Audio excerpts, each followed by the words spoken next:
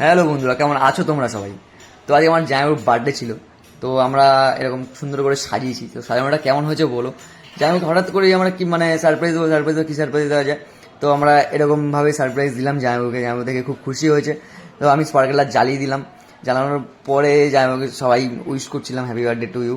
দেন তোমরাও একটু বলো হ্যাপি বার্থডে টু ইউ। জামাইবাবু কেকটা কাটলো। কাটার পরে আমি টুকি মারছি, আমার ভাগ্নি টুকি মারছে। তো জামাইবাবু কেক কাটা হয়ে গেছে। কেক কাটার পরে জামাইবাবু সবাইকে কেক খাইয়ে দিল। তো তোমরা দেখতে থাকো সবাই। আর এরকম টাইপের মিনি ব্লগ তোমরা যদি পছন্দ করো তোমরা আমাকে বলো অবশ্যই কমেন্ট করে। আমরা এরকম দেওয়ার চেষ্টা করবো। আর কেকটা সত্যি কথা বলতে একজনের থেকে এনেছি। কেকটা সত্যি মানে এতটা ভালো ছিল, মানে লোকাল কেকও যদি এতটা ভালো করা যায় মানে সত্যি। হ্যাঁ, তো কেকটা সবাইকে খাওয়ানোর পরে মিলিও এসেছিলো। এটা তোমাদের বলতে ভুলে গেছিলাম, মিলিও এসেছিলো আমাদের বাড়িতে। আই মিন আমাদের বাড়িতে না, দিদির বাড়িতে।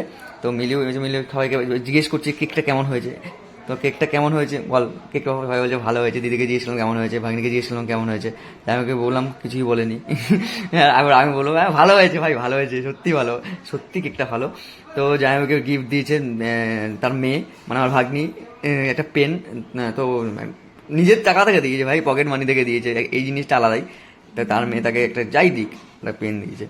তো পেনটা কিন্তু মানে টাকাটা ম্যাটার না, ম্যাটারটা হচ্ছে তার মেয়ে তাকে কী দিয়েছে এটাই ম্যাটার।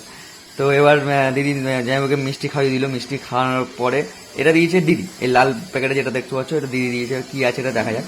দিদি আই থিঙ্ক সেন্ট দিয়েছে, হ্যাঁ।